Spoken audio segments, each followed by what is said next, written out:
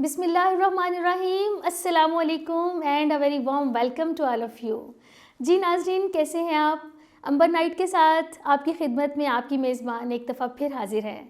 नाज़रीन, हम आपकी मुलाकात मुल्क पाकिस्तान के मायानाज़ फ़नकारों से करवाते हैं और इस तरह हम बेहतर से बेहतरीन आपके लिए लाने की कोशिश करते हैं। हमारे ये मेहमान अपनी आमद से हमारी इस महफ़िल को चार चाँद लगा देते हैं। सितारों के उसी जुर्मट में आज हमने एक सितारे को यहाँ पे मदऊ किया है।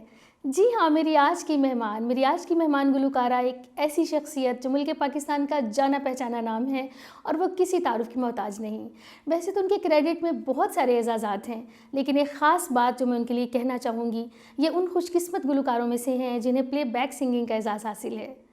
और एक ऐसा क्रेडिट जो इन्हीं के लिए जाता है वो ये कि मलका तरन्नुम मैडम नूर जहाँ और महनाज बेगम जैसे बड़े नामों के बाद ये वाहिद तीसरी गुलकारा हैं जिन्हें मुसलसल 6 साल निगार अवार्ड से नवाजा गया। इसके अलावा ये ऐसी मल्टी टैलेंटेड गुलकारा हैं कि मुल्क पाकिस्तान में जितनी भी ज़ुबानें राइज हैं ये तकरीबन उन सब में अपने ऑडियो एल्बम्स रिकॉर्ड करवा चुकी हैं। ये इतनी ज़हीन और इतनी टैलेंटेड गुलकारा हैं कि सफ़े अव्वल के मौसीकारों के साथ इन्हें काम करने का मौका मिला और उसी मेहनत और लगन का नतीजा है कि ये मौसीकी की तमाम असनाफ़ को बखूबी निभाती हैं, चाहे वो गज़ल हो, वो नीम क्लासिकल हो, वो दादरा हो, ठुमरी हो या फिर फ़ोक गायकी हो, ये उसको बखूबी निभाती हैं और अपने सच्चे सुरों से गायकी का हक़ अदा करती हैं। जी नाज़रीन, मेरी आज की मेहमान गुलकारा, मैं ख़ुद इनसे मिलने के लिए बेहद बेताब थी और मेरे नाज़रीन भी इस इंतज़ार में थे कि हम इनको यहाँ पे मदऊ करें। मैं इनके लिए कहना चाहूँगी, वो आ गए तो कल्ब की तालीफ़ हो गई, वो आ गए तो कल्ब की तालीफ़ हो गई, रुखसत हुए तो और भी तकलीफ़ हो गई। हमारे साथ यहाँ पे मौजूद हैं the one and only Humaira चन्ना। अस्सलाम वालेकुम हुमैरा जी, हम दिल की अथाह गहराइयों से आपको वेलकम करते हैं। बहुत शुक्रिया आपका अक्सा, और मुझे बहुत अच्छा लग रहा है और आप इतना अच्छा आपने इंट्रोडक्शन करवाया है मेरा। बहुत खुश रहो, सलामत रहो। हुमैरा जी, आपकी तारीफ़ में तो जितना भी कहा जाए उतना ही कम है। मैं पर्सनली आपकी बहुत ज़्यादा फ़ैन हूँ और मैं क्या पूरे पाकिस्तान में, मुल्क पाकिस्तान से बैरून मुल्क, ऑल ओवर द वर्ल्ड दुनिया आपके फ़न की मदाह है। हुमैरा जी, सबसे पहले हमारे नाज़रीन जानना चाहेंगे कि हुमैरा बचपन में कैसी थी? बचपन में बहुत ज़्यादा शरारती नहीं थी जी, लेकिन छोटी छोटी शरारतें, ज़ाहिर है बच्चा अगर शरारत नहीं करेगा तो वो बच्चा फिर कौन कहेगा उसे। तो मैं थोड़ी शरारती थी, लेकिन सोबर शरारती होते हैं ना, उस तरह की शरारती थी। Very nice, very nice. सही। तो बस शरारतें करती थी और बड़ा अच्छा बचपन, बहुत अच्छा रहा। अच्छा था माशाल्लाह। गलियों में खेलना, और पहले तो माहौल ऐसा होता था ना कि बच्चों को अब बाहर मना करते हैं कि जी बाहर नहीं जाओ और परेशान माँ बाप होते हैं, लेकिन वो दौर ऐसा था कि गलियों में खेलना, लड़कों के साथ खेलना, और बड़ा ही एक मतलब आजकल उस चीज़ को शायद बंदा समझे कि जी लड़कों के साथ बच्चियाँ खेल रहे हैं साथ साथ, वो क्योंकि एक होता ना माहौल की बात होती है, एटमॉस्फेयर की बात होती है कि किस दौर में हम से गुजर रहे हैं। तो वो दौर बड़ा अच्छा था, एक मासूमियत, एक हाँ, भरोसे की फ़िज़ा। जी बिल्कुल। अच्छा जी, अब ज़रा बात हो आपका फ़नी कैरियर कैसे, उसका आगाज़ किस तरह से हुआ? फ़नी कैरियर कराची टेलीविज़न से हुआ। जी, हाँ, बाकायदा जिसको कहना चाहिए। उससे पहले मेरे वालिद साहब क्योंकि प्रोड्यूसर थे, राइटर थे सिंधी फिल्मों के, ग़ुलाम मोहम्मद चन्ना, मतलब सिंध में सब जानते हैं मेरे वालिद साहब को। तो वो एक फ़िल्म का म्यूज़िक बन रहा था, दरवाज़ा खुला रखना, घर में मौसीकार आते थे और वो बैठ के धुनें बना रहे होते थे। मैं क्योंकि म्यूज़िक से बहुत ज़्यादा, आवाज़ अच्छी थी लेकिन वो इतना ये नहीं था कि होता ना, बाज़ लोगों को पता होता कि जी इसकी आवाज़ है जो चलो इसे गाना गवाना शुरू कर दो, ऐसा नहीं था। लेकिन आवाज़ अच्छी थी, वालिदा को पता था, वालिद साहब को भी पता था। तो वो बस वैसे ठीक है, हर खैर बच्चे की तो खैर आवाज़ अच्छी नहीं होती है, जिसे अल्लाह पाक अता करता है उसी की आवाज़, उसी को दान होता है अल्लाह का। तो वो जब मैं मौसीकार चले जाते थे ना, तो मैं वो जो धुनें बनाते थे उस वक्त, तो मैं चाय लेके आ रही हूँ या उन्हें सर्व कर रही हूँ तो मैं याद कर लेती थी।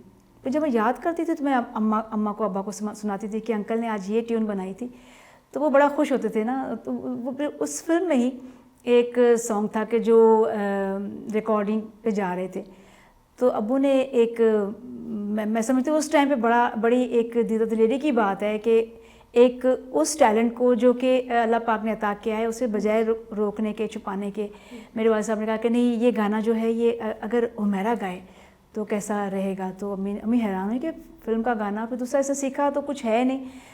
तो अब्बू ने बड़ा एक स्टेप लिया और उस फिल्म का मैंने एक गाना रिकॉर्ड करवाया, दरवाज़ा खुला रखने। वो फिल्म तो नहीं बनी, लेकिन उसकी जो जब लोगों तक बात पहुंची तो वो कराची टेलीविज़न पे एक प्रोग्राम था सिंध सिंगार के नाम से, सिंधी प्रोग्राम था। उसमें सबसे बड़ी बात जो थे वो मेरे लिए वो शाह अब्दुल लतीफ़ बिटाई रहमतुल्लाह सरकार की सिंधी कलाम थे, जो मुझे ऑफ़र हुई और फिर उससे एक समझे बाकायदा आगाज़ हुआ। बाकायदा आगाज़ हुआ जी। और इसमें खुशी की बात है कि आपकी फैमिली ने आपके लिए सपोर्टिव किरदार बिल्कुल अदा सपोर्टिव, किया। बिल्कुल अगर सपोर्टिव वो आपको उस वक्त डिस्करेज करते तो शायद बिल्कुल आज सही कह रहे आपका ये सफ़र मुमकिन ना होता। बिल्कुल सही कह रहे जी, बिल्कुल सही कह रहे। बहुत नाइस, वेरी नाइस। अच्छा, तो मैं ये बताना चाहेंगी कि स्ट्रगलिंग पीरियड जो था आपका, अपने बाकायदा मौसीकी का आगाज़ किया, तो उसमें आपको पहला मुआवजा क्या मिला और उससे आपने क्या लिया? अच्छा, वो मुआवजा मुझे, मेरा ख्याल है मुझे याद नहीं है, लेकिन ये है कि स्ट्रगलिंग, एक और बात बताऊं कि मैं, अल्लाह का बड़ा करम रहा कि स्ट्रगल करना नहीं पड़ी, क्योंकि जो लोग वहाँ थे उस वक्त दौर अच्छा था और टैलेंट की जो होती है ना कि अल्लाह पाक की अता, उसको देखने वाले समझने वाले सब थे, समझते थे। उस वक्त यही होता था कि टैलेंट को आगे लेके आना है और आना ही है। ये नहीं कि पर्चियाँ चल रही हैं आजकल, क्योंकि बहुत ज़्यादा देखा जाता है ना, तो ऐसी कोई चीज़ उस वक्त नहीं होती थी। शफाफ जी जी, बिल्कुल शफाफ सिलेक्शन, बिल्कुल सही कहा आपने। तो वो ज़रा स्ट्रगल नहीं करना पड़ी, वो भी डे बाय डे ना अच्छा ही सब होता चला गया, मेरे हक में होता चला गया, अल्हम्दुलिल्लाह। Very nice, very nice. अच्छा, ज़रा हमारे नाज़रीन को ये बताना पसंद करेंगी कि ऐसे कौन से असातिज़ा हैं, काबिल ज़िक्र असातिज़ा, जिनसे आपने बाकायदा मौसीकी की तरबियत हासिल की? जी, उस्ताद बशीर अहमद ख़ान साहब, जिनका मैंने उनसे बाकायदा क्लासिकल की तालीम हासिल की, लेकिन अनफॉर्चुनेटली हम लोग जब कराची में थे उस वक्त तो उनसे और रब्ता रहा, लेकिन जब लाहौर शिफ्ट हुए तो फिर वो रब्ता मुनक़ता हुआ और मुझे अब तक उस चीज़ का अफसोस होता है कि काश मैं क्लासिकल सीख लेती। तो ये मैं आज भी सोचती हूँ कि बहुत ज़्यादा ये मिसिंग है मेरी ज़िंदगी में। मुझे बहुत शौक़ है कि मैं क्लासिकल गाऊँ, लेकिन मैं नहीं सीख सकी ज़्यादा। फिर मैंने हमारे मुल्क के बहुत बड़े मौसीक़ार निसार बज़मी साहब, उनसे भी मैंने सीखा, वो बहुत बड़ा नाम। तो उन्हीं की वजह से मैं इंडस्ट्री में, उन्होंने इंट्रोड्यूस भी करवाया था मुझे मूवीज़ के हवाले से। हम एक फ़िल्म थी एवनी पिक्चर्स की, जिसमें सलमा आगा जी और जावेद शेख साहब, ये बहुत बड़ा एक कास्ट, उनकी बहुत मेगा कास्ट थी। तो सब गाने उन्होंने मुझे गवाए, जो कि एक नए सिंगर के लिए बहुत बड़ा, मैं समझती हूँ, एक एजाज़ है कि उन्होंने मुझे फिर इंट्रोड्यूस करवाया। सही। हुमैरा जी, वैसे तो आपके बेशुमार फिल्मी गाने बहुत मकबूल हैं, लेकिन एक गाना जो एम अशरफ की मौसीकी में तरतीब दिया गया, मैं आज सजन के संग चली, तो वो मैं आपसे सुनना चाहूँगी। जी जी, मैं ज़रूर पेश करती हूँ। मैं आज सजन के संग खड़ी, कुछ पूछूं दिल दीवाने से। मैं आज सजन के संग खड़ी, कुछ पूछूं दिल दीवाने से। यूं छेड़ रही है सर्द हवा, हम फिर क्यों हैं बेगाने से। मैं आज सजन के संग खड़ी, कुछ पूछूं दिल दीवाने से। अरे वाह मेरा जी, लाजवाब, बहुत शुक्रिया, बहुत शुक्रिया, बेमिसाल। Thank you. मुझे अल्फाज नहीं मिल रहे कि मैं इसके बाद मुझे क्या कहना। खुश रहो। और ये वो ऐसे खूबसूरत गीत थे कि मैं समझती हूँ कि आपके सुनने को भी क्या कहना, मैं आपकी तारीफ़, आपकी समाअतों की तारीफ़ इसलिए भी करना चाहूँगी कि ये गीत मैंने गाया, बहुत हिट रहा, लेकिन कभी किसी ने इसको रिकग्नाइज़ नहीं किया कि वो आपका गीत, आप हमें वो सुनाइए जिससे आज आपने मुझे ये गाना याद करवा दिया। बहुत खुश रहो। हुमैरा जी, आपने तो मौसीकी का एक सुनहरी दौर देखा है, तो मैं पूछना चाहूँगी कि व्हाट इज़ योर कंपैरिजन, मौसीकी जो थी वो माजी में कैसी थी और आज कैसी है? माजी में मैं समझती हूँ कि जो चीज़ें हमने सुनी, वो बड़े बड़े मौसीक़ारों ने रागों पे ज़रूर वो लोग काम करते थे। जिस राग पे काम कोई गाना स्टार्ट किया है तो उनकी कोशिश होती थी कि उसी राग में रहें, और अगर उसको मिशल मेल करते थे, दूसरे रागों से मिलाते भी थे, तो वो एक बड़ी क्या कहना चाहिए, थ्रू द पॉइंट उस चीज़ को लेके चलते थे, जिसकी वजह ये है कि हम आज भी उन गानों को सुनते हैं तो हमें वो गीत बहुत अच्छी तरीके से याद हैं, सबको याद है, जो भी सुनते हैं वो हम उसमें सर धुनते हैं कि हाँ ये फलां चीज़ कितनी खूबसूरत अंदाज से हुई है। लेकिन आजकल के जो गाने हैं वो हम एक बार सुनते हैं, अब वो अच्छा लगता है, और लेकिन वो भूल जाते हैं, गाने भूलते चले जाते हैं। लेकिन पुराने जो गाने थे, जिन पे काम हुआ जो मौसीक़ारों ने बड़े ऐसे तरीक़ों से उन पे अपनी तबाह आज़माई की हुई, वो अब तक भी हम याद रखते हैं और सबको पसंद आते हैं। आज की मौसीकी शायद वो इतनी देर पर साबित नहीं होती, या फिर उसकी फील उस तरह से नहीं आती जैसे कि जो एवरग्रीन गाने हैं वो हाँ आज तक भी वैसे ही उसी तरह महसूस होते हैं। बिल्कुल महसूस होते हैं, और उसका उसी तरह हमें अच्छा लगता है कि वो फील, वो म्यूज़िक की फील, वो सब कुछ इकट्ठी जब चीज़ें सब होती हैं ना, जमा होती हैं एक जगह पे, तब उसका इम्पैक्ट जो है वो आप तक पहुँचता है। Let's take a short break, till then don't go anywhere and stay connected with Amber night.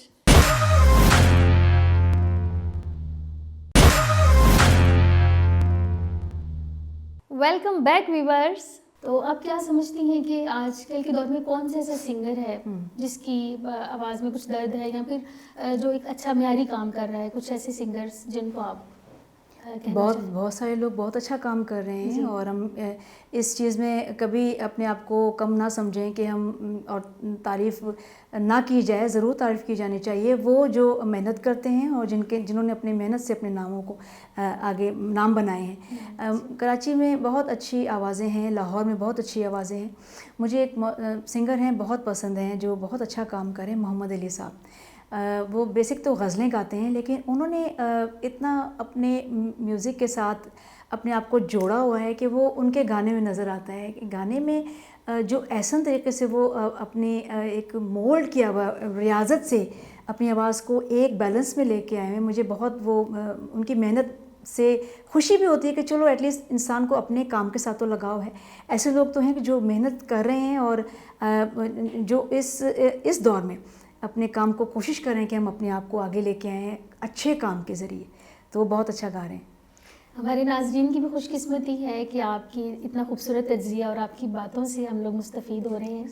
गुफ्तगू का सिलसिला आगे बढ़ाते हैं। बहुत सारी बातें हुई प्रोफेशनल ज़िंदगी के बारे में। अब मैं कुछ जानना चाहूँगी, और यकीनन हमारे नाज़रीन भी जानना चाहेंगे कि हुमैरा जी की पर्सनल लाइफ किस तरह की है, मौसीकी से हट के घरेलू ज़िंदगी में आप किस तरह की हैं? घरेलू ज़िंदगी में मैं समझती हूँ अपने आप को, कोशिश तो करती हूँ कि वो जो एक माँ का मकाम है अपने बच्चों के हवाले से वो भरपूर अंदाज से अदा कर सकूँ। एक अच्छी बीवी साबित होने की कोशिश करती हूँ कि मियाँ की भी खिदमत, बच्चों की खिदमत, बच्चों को खाना बना के देना। अगर मैं फ्री होती हूँ तो उन्हें यही फरमाइशें होती है कि अम्मा खाना आप बनाएं, तो मैं बिल्कुल अपने बच्चों के लिए खाना भी बनाती हूँ, उनकी पसंद की चीज़ें बनाती हूँ, अल्हम्दुलिल्लाह। अच्छा, मेरे जी ऐसा होता है कि घरेलू ज़िंदगी में जैसे आप कभी हारमोनियम पे बैठी हैं, आप अभी रियाज़त में मसरूफ़ हैं, तो बच्चे आके आपको इंटरप्ट करते हैं, तो उसमें आपका रिएक्शन क्या होता है? क्या आप बहुत गुस्से में आ जाती हैं या आप उनको कूल डाउन होकर हैंडल करती हैं? नहीं, गुस्से में नहीं आती।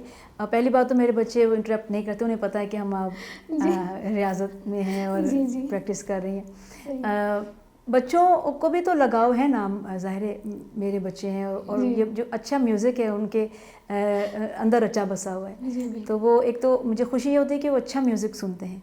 वरना आजकल का जो म्यूज़िक है, मैं आजकल के म्यूज़िक को उस तरीके से अल्लाह माफ़ करे क्रिटिसाइज़ नहीं करने जा रही, क्योंकि बहुत अच्छा काम कर रहे हैं। जो लोग जो करना चाहते हैं वो ख़ुद से एटलीस्ट कर तो रहे हैं ना, जो वो कुछ खुद कर सकते हैं, अपने कंपोजिशन करते हैं, अपने शायरी करते हैं और अपने वीडियोस बनाते हैं, बहुत अच्छा है। मुझे इसमें कोई वो नहीं है कि मैं क्रिटिसाइज़ करूं किसी को, नहीं, सब लोग बहुत अच्छा काम कर रहे हैं। बहुत शुक्रिया। अच्छा मेरे जी, हमारे नाज़रीन भी जानना चाहेंगे कि जब से हम लोग आपको देख रहे हैं, माशाल्लाह, अल्लाह पाक आपको इसी तरह खुशखुर्रम रखे, आप हमें इसी तरह हंसती मुस्कुराती और सुर बिखेरती नजर आए, तो what is your secret of fitness? आप क्या बहुत ज़्यादा डाइट कॉन्शियस हैं या फिर?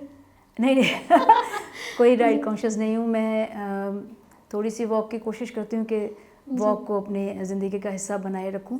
अदरवाइज़ और कोई ऐसी चीज़ नहीं है कि जो कोई सीक्रेट्स होते हैं कि बंदा कहे कि जी ये क्रीम्स हैं, ये लगा लें और ये खाएं। कुछ नहीं, सब सिंपल खाने हैं जो घर में बनते हैं, बस। जी, और कहा जाता है कि रियाज़त की बहुत अहमियत है मौसीकी में, तो हमारे नाज़रीन भी जानना चाहेंगे कि आप रोज़ाना कितनी वॉइस टेस्टिंग करती हैं या आप अपनी रियाज़त को कितना वक़्त देती हैं? अगर सच कहा जाए ना तो रोज़ रियाज़त नहीं होती। ज़ाहिर है एक घरेलू भी तो हूँ ना, घरेलू ख़ातून भी हूँ, उन चीज़ों को भी देखना पड़ता है। जी। लेकिन ये ज़रूर है कि कोशिश ज़रूर करती हूँ कि एटलीस्ट थोड़ा सा आधा घंटा 1 घंटा ज़रूर मैं अपनी आवाज़ की जो पुख्तगी है उसको मेंटेन रखने के लिए मैं प्रैक्टिस ज़रूर करूँ, तो कोशिश करती हूँ। शुमैरा जी, आप मेरे लिए भी अपने नाज़रीन से शेयर करना चाहूँगी कि वाक़ई आज बाइसे एज़ाज़ है कि मुल्क पाकिस्तान की एक ऐसी शख्सियत जो है, मैं उनसे उनसे बात करने का मुझे मौका मिला। तो मैं पर्सनली आपसे ये भी जानना चाहूँगी कि क्या शोहरत को हासिल करना मुश्किल है या फिर एक मुकाम मिल जाने के बाद उसको मेंटेन रखना, ये सफ़र ज़्यादा मुश्किल है? ये ज़्यादा मुश्किल है कि एक मकाम मिल जाए उसके बाद उसको मेंटेन रखना, वो ज़्यादा मुश्किल है। उसमें बहुत सारी ज़िम्मेदारियाँ जो आ जाती हैं ना साथ कि एक एरा होता है जिसमें आप ज़िंदगी गुजार रहे हैं और उसमें अगर कोई बेतुकी सी चीज़ अपने ज़िंदगी में शामिल हो जाए या वो चीज़ें, सम टाइम ऐसा होता है कि बंदा कहता है कि मैं कोई ऐसा सॉन्ग कर लें कि जो मुझे सूट ना करता हो, मेरी पर्सनैलिटी को सूट ना करता हो, मैं खामखाई वो चीज़ अडॉप्ट करूँगी तो वो ऑब्वियसली लोगों को अच्छा नहीं लगेगा। तो मेरी यही कोशिश है कि मैं उसी चीज़ में रहूँ जो मुझे सूट करती है या जो मुझे पसंद है। और जिस तरह से नाज़रीन ने हमेशा से आपको देखा या वो जो इमेज आपके लिए लेके रखते हैं, आप उसी में रहने की और उसको फ़ौक़ियत देती हैं। बिल्कुल, बिल्कुल। हुमैरा जी, आपका तो एक वसी फ़नी कैरियर है, आपको तो बहुत सारे नामवर मौसीकारों के साथ काम करने का मौका मिला। आप डिफरेंट स्केल्स में आपने गाया, तो हमारे नाज़रीन भी जानना चाहेंगे कि आपका पसंदीदा राग कौन-सा है?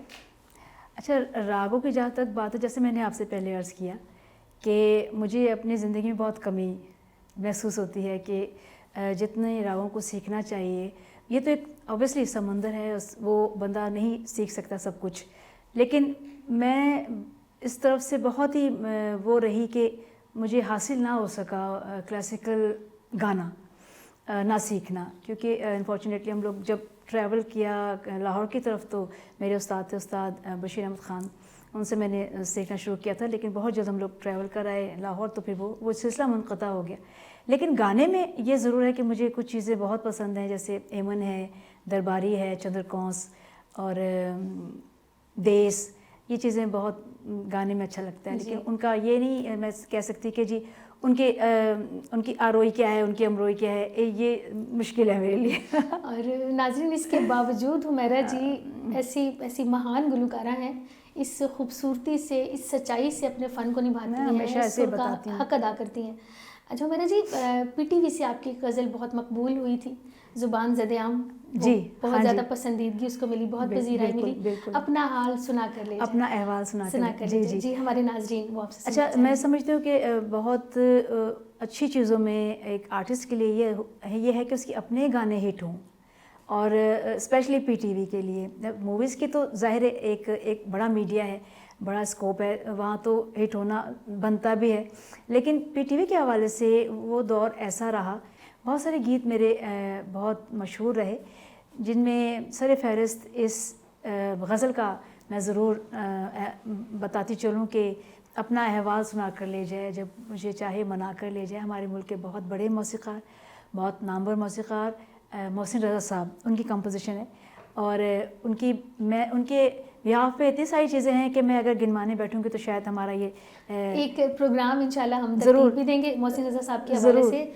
उनको इस तरह से तो बताना पेश करना चाहिए, क्योंकि वो इस काबिल हैं कि उनके साथ आप उनकी फ़नी सफ़र और उनके हवाले से जो उनकी बहुत बहुत मशहूर चीज़ें हैं, जो कि मलका तरन्नुम नूरजहाँ जी ने, फ़रीदा ख़ानम जी ने, हमारे सारे जो बड़े बड़े मेहदी हसन साहब ने, सब ने गाए, और वो बड़े मकबूल रहे, बड़े मशहूर है कि हम आज भी अगर किसी इवेंट में जाते हैं तो वो चीज़ें ज़रूर गाते हैं, जिससे हमें बहुत ज़्यादा पज़ीराई हम सबको आर्टिस्टों को मिलती है। लेजेंड है नाज़रीन हमारे लिए, हमारी खुशकिस्मती है कि वो। बिल्कुल। तो मैं अस्थाई आपको सुनाती हूँ। अपना अहवाल सुना कर ले जाए, अपना अहवाल सुना कर ले जाए, जब मुझे चाहे मना कर ले जाए, अपना अहवाल सुना कर ले जाए। वो मुझे भूल गया है शायद, वो मुझे भूल गया है शायद, वो मुझे भूल गया है शायद।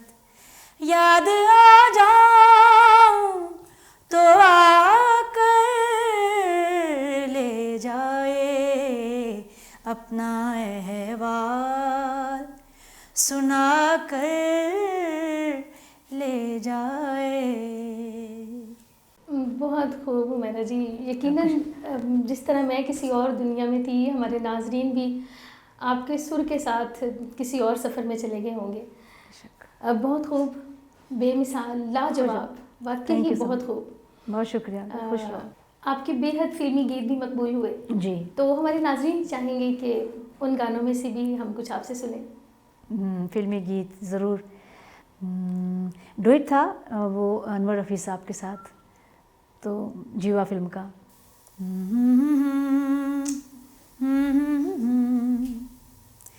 छूले अगर तुझको हवा, लगता है ये मुझको बुरा।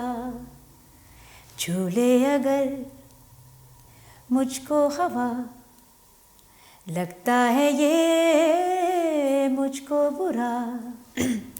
कहता है दिल तुझको कोई देखे ना अब मेरे सिवा। कैसा है ये कैसा तेरा दीवानापन, यही कुछ मेरा भी चाहता है मन। प्यार कोई और तुझे करे ना सजन, प्यार कोई और तुझे करे ना सजन। छूले अगर तुझको हवा, लगता है ये मुझको बुरा। जी हुमैरा जी, बहुत खूब, बेमिसाल। आप तो वाकई ही नाज़रीन सुरों की मलका हमारे साथ मौजूद हैं, तो ये कैसे मुमकिन नहीं था कि उनकी गायकी जो है वो पुरतासीर ना हो। नाज़रीन, एक ब्रेक का वक्त हुआ चाहता है, अभी आपसे मुलाकात होती है।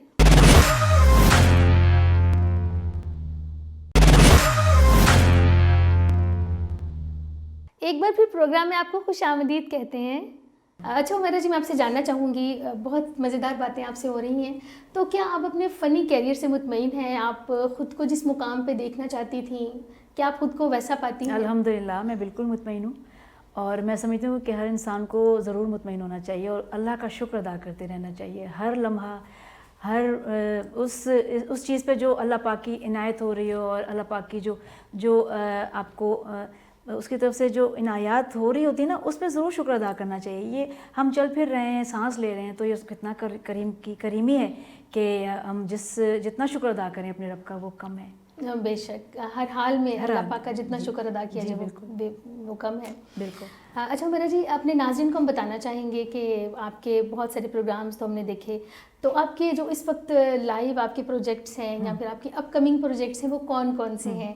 क्या आप कुछ प्राइवेट सॉन्ग्स कर रही हैं या कवर सॉन्ग्स या फिर आपकी पर्सनल जो वीडियोस हैं, ज़रा हमारे नाज़रीन को ज़रूर ज़रूर। इन दिनों कुछ काम चल रहा है, कुछ ऐसे अनप्लग्ड गज़लों पे कि ताकि जो जनरेशन है उसको भी साथ लेके ज़रूरी है कि वो भी हमारे गीत सुने, क्योंकि आजकल जो म्यूज़िक का मूड है वो थोड़ा सा चेंज हुआ है। और मुझे बहुत खुशी इस चीज़ की है कि जो यंगस्टर्स हैं वो थोड़ा म्यूज़िक अच्छा सुनने लगे। किस तरह अच्छा सुनने लगे कि कव्वालियाँ हैं तो कव्वालियों में गाना बजाना होता है, ठीक है ना, कि जो एक अच्छा कव्वाल या अच्छा सिंगर जो है वो जब तक अच्छा प्रेजेंट नहीं करता, मेरा ख्याल है कि वो लोग उसे इतना अप्रिशिएट नहीं करते। तो एक दौड़ जो है तो सही कि वो एक हर तरफ एक ही चीज़ छाई हुई है, लेकिन वो अच्छा है कि सुनने वालों को एटलीस्ट वो मिल तो रहा है ना, कि एक सुर तो मिल रहा है ना, अच्छा सुर मिल रहा है। तो मैं कोशिश कर रही हूँ कि इन चीज़ों को देखते हुए कुछ वो चीज़ें की जाएं कि जो अनप्लग गज़लें, क्योंकि मैं बेसिकली ख़ुद मुझे गज़ल गाना पसंद है, तो ज़ाहिर ऑब्वियसली मैं उसी सिंफ में रहना चाहूँगी, उसी को लेके आगे चलना चाहूँगी, तो उस पर काम कर रही हूँ आजकल। सही।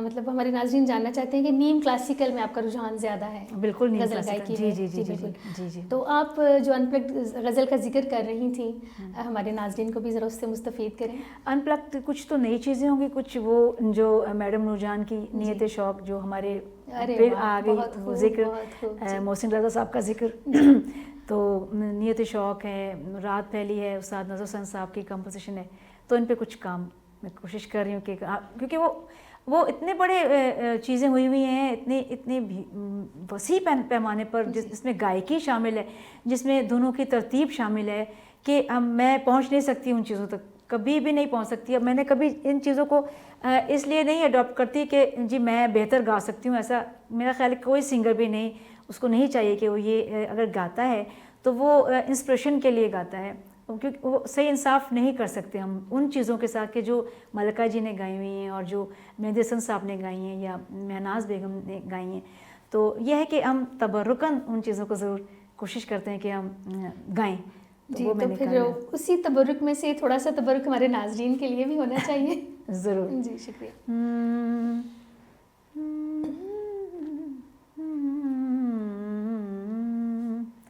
नीयते शौक़ भर ना जाए कहीं, नीयते शौक़ भर ना जाए कहीं, तू भी दिल से उतर ना जाए कहीं, नीयते शौक़ भर ना जाए कहीं, तू भी दिल से उतर ना जाए कहीं, नीयते शौक़ भर ना जाए कहीं। वाह मेरा जी, बहुत खूब। बहुत शुक्रिया, मुझे बहुत पसंद है। को आपने 4 चांद लगा दिए हैं। बहुत पसंद, मुझे बहुत पसंद ये गज़ल नीयत शौक़, और ये इतनी अच्छी हुई हुई, मैडम जी ने बहुत ही अच्छी गाई, और मोहसिन रज़ा साहब ने क्या अच्छी धुन बनाई है कि वो एक असर है, सुनने में इतना अच्छा लगता है, आप पे असर करती हैं ये चीज़ें। जी बिल्कुल। आपका एक नहायत खूबसूरत इक़दाम है कि आप पुरानी मौसीकी का रिवाइवल कर रही हैं। जी उन्हीं गज़लों में से एक गज़ल अनप्लग्ड आपकी जो बेहद मकबूल हुई, मेरे हम नफ़स मेरे हम नवा, तो प्लीज़ वो हमें कुछ सुनाएं उसमें से। मेरे हम नफ़स मेरे हम नवा, मुझे दोस्त बन के दगा ना दे, मेरे हम नफ़स मेरे हम नवा, मुझे दोस्त बन के दगा ना दे, मैं हूँ दर्द इश्क से जान बलब, मुझे ज़िंदगी की दुआ ना दे, मेरे हम नफ़स मेरे हम नवा। बहुत खूब, बहुत खूब, बहुत ही अच्छा।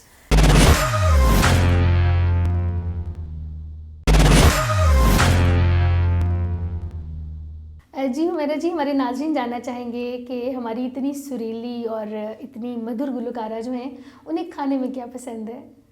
मुझे खाने में करेले गोश्त बहुत पसंद है। अक्सर सिंगर्स ज़रूर इस चीज़ का जिक्र करते हैं, तो वो गलत नहीं है, वो बिल्कुल ठीक है कि अच्छा खाना ही मैं समझती हूँ कि एक अच्छी ज़िंदगी की अलामत भी है।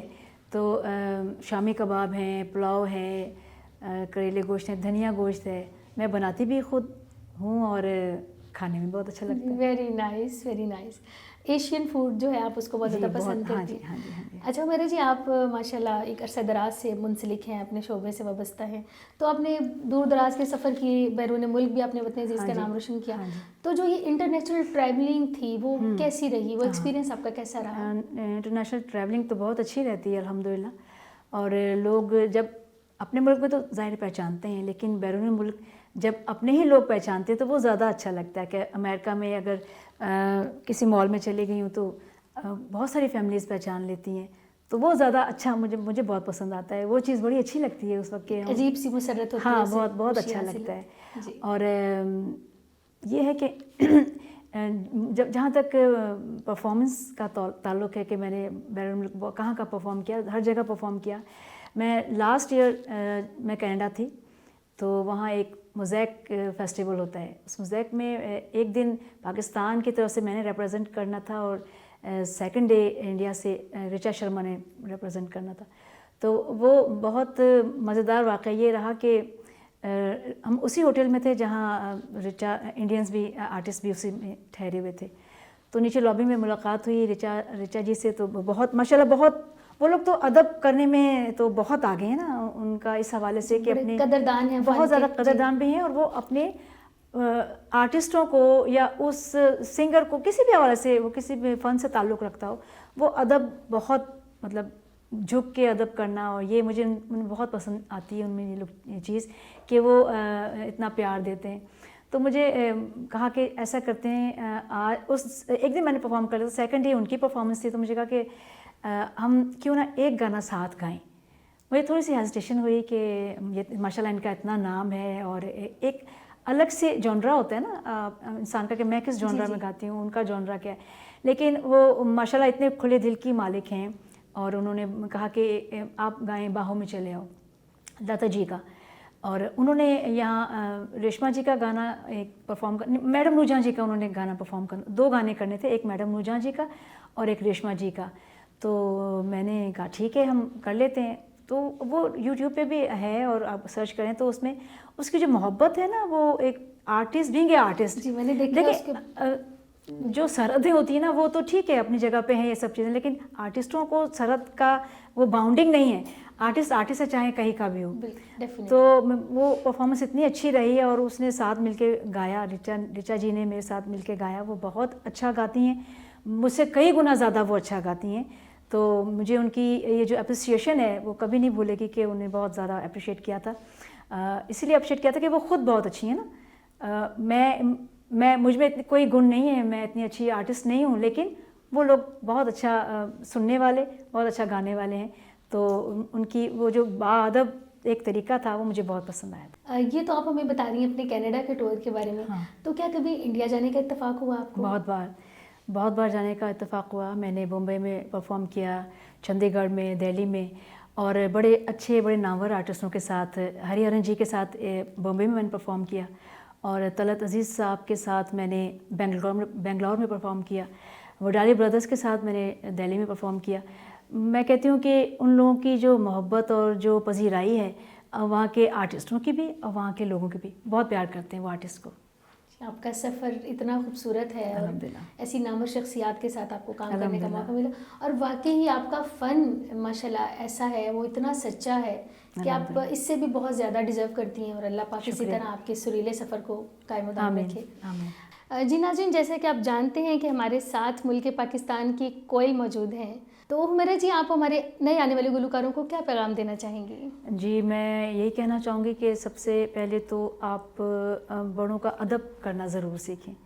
जब आप में ये आजिज़ी और इनकी सारी आ जाएगी ना, जब आप हम्बल होंगे तो अल्लाह की जो इनायात और अता है ना वो बहुत ज़्यादा बरसेंगी।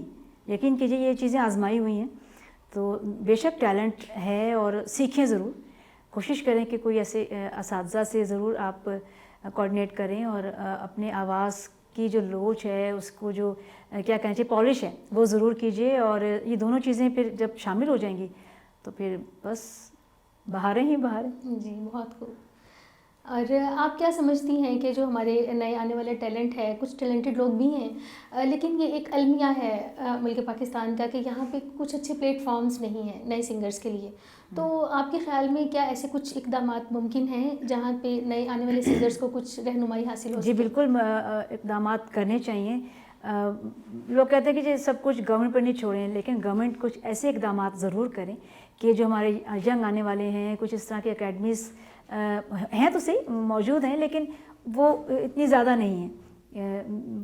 उन लोगों के लिए, उन बच्चों के लिए जो सीखना चाहते हैं, कोई ऐसी आम सी जगह बन जानी चाहिए ना, कि जहाँ वो बिल्कुल बेधड़क होके आएँ, और लड़कियाँ हों चाहे लड़के हों, वो आके उन अकेडमीज़ को ज्वाइन करें और अपनी जो टैलेंट है वो एक बड़ा प्लेटफॉर्म मुहैया करना चाहिए। हम लोग का भी फ़र्ज़ है कि हम उन चीज़ों में आगे बढ़ें। मेरी बड़ी कोशिश रही कि मैं एकेडमी के हवाले से कुछ कर सकूं, लेकिन अनफॉर्चुनेटली जब लोग साथ नहीं देते तो फिर ये चीज़ें रह जाती हैं। तो ये पाए तक मील तक पहुँच नहीं पाते। बिल्कुल पहुँच नहीं पाते। बजा फरमाया आपने। हुमैरा जी, हमारे अमेरिका में मुकीम जो अंबर नाइट के व्यूवर्स हैं, अंबर प्रोग्राम के, आप उनके लिए क्या पैगाम देना चाहेंगी? जी, मैं यही कहना चाहूँगी कि वैसे बहुत सारे टूर्स मैंने किए हैं अमेरिका के, और इस बार मेरी कोशिश है कि मैं अंबर टीवी ज़रूर जाऊँ और उनके साथ जो लाइव सेशन होते हैं वो ज़रूर करूँ, क्योंकि आपकी जो व्यूअरशिप है बहुत ज़्यादा है। तो मेरी कोशिश है कि मैं आके अंबर टीवी ज़रूर जाके मैं विज़िट करूँ।